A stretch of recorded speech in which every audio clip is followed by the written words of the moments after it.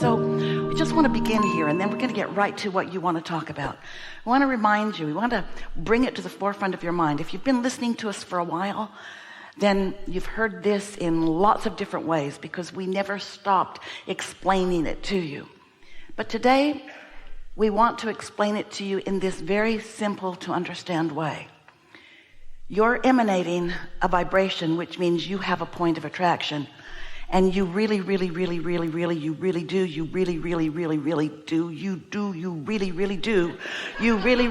want to tend to your own point of attraction. You want to tend to it. You want to be aware of what it is, and if it's a pushing against her rather than a calibrating to her, if it's calibrating to who you are and what you've asked for, you want to know it. And if it's not, you want to know that too. You want to tend to your point of attraction because you're the only one who can. You want to tend to your point of attraction. And another thing that you really want to do, you don't know it yet. And maybe even by the end of the day, we won't have convinced you, but it's going to be our never-ending, since there's no death, never-dying wish. We really want you to understand that you got to tend to your own point of attraction, and you want to stop giving anybody else the credit or the blame for what's coming into your experience. You want to be the tender of your own point of attraction. And so, since we've been saying that with more enthusiasm, more fervor, more consistency, Esther's been really benefiting by this new way of looking at it, because something will happen. It might come through the mail, it might come through the television, it might come through the email, it might come through conversation with someone, and she'll trip over it because it's an unwanted thing. And recently she's been catching herself so much sooner by saying, hold it, I'm letting that be the reason for my point of attraction. So matches to this are beginning to make their way to me right now. What am I a match to? What am I a match to? More important, what do I want to be a match to? What do I want to be a match to?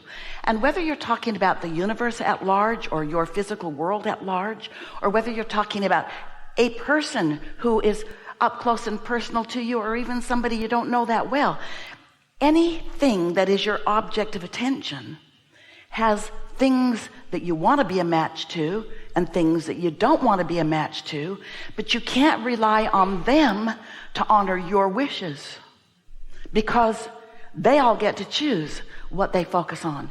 You are not, we love you so much, but you are not the law of attraction.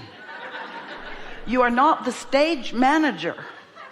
You are not the one that gets to decide the rightness and the wrongness of the world and then dictate who needs to do what so that you can feel better. Your kids are going to be so relieved to hear this from you. And your mother too. And anybody that you spend any time with, because you know what you are? Again, we want you to feel this. We want you to feel this deeply as we express it to you here. You are a born matcher-upper. You're seeking calibration. You were born with an ability to do that. What you just didn't quite remember, it's why we're reminding you, is that desire to find matches is so built in. It's like you want to be understood. You want people to get you. You want people to understand your motives. You want to be on the same page with them. But you know what? You didn't come to be on the same page with everybody all the time. You came to create your own reality, and so did they. And the law of attraction will match you up. There's plenty of people to harmonize with you. That's what Esther is beginning to call win-win. Win-win. She's always wanted win-win. If something is good for her, she wants it to be good for whoever it is she's co-creating with. Win-win. Well, the law of attraction won't let it be otherwise. When you are feeling it, so are they. But you've got to be the one that decides which part of whatever it is that's out there, in the person, in the world, in the universe, in the whatever it is, you've got to decide what part of that you want to match to. Have you ever noticed? Esther said this to someone that she loves so much the other day.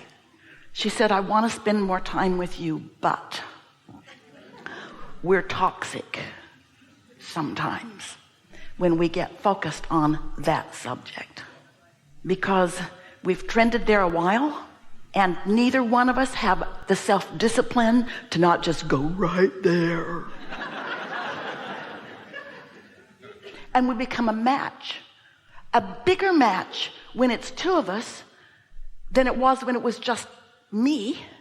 It's so easy to get ragging on something, and then before you know it, you have a whole group of raggers around you that are ragging.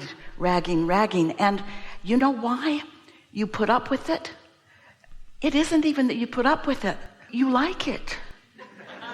And you know why you like it? Because you misunderstand why it is. You like it because it's you matching something. You like it because there's more power when two of you match than when it's just you. You like it because your ability to focus. Get a third one involved and you're off to the races. You want to match. And you know why you want to find matches? Did we tell you how much we love you? Do you know why you want to find matches? You want to find matches because you know that you're good. You know that you have reason for being here. You want to find matches to validate where you are, even when where you are feels sucky. Especially when where you are feels sucky. That's when you really look for those to defend with you, to justify with you, to join with you.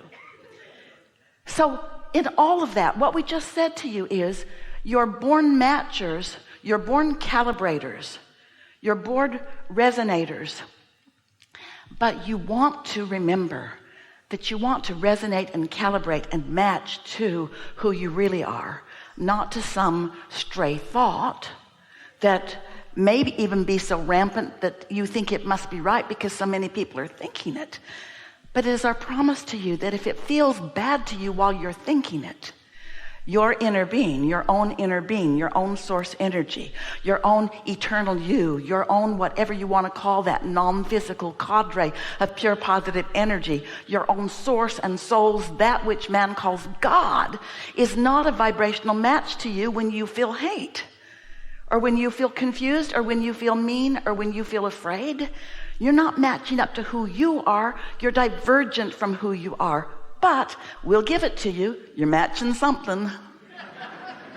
You're matching somebody who will defend with you for a while unless you get crossways of them. You ever noticed? I thought you were my friend. Well, I was when we were talking about that person, but now it's just you and me. We know you heard that. You're getting that, yeah?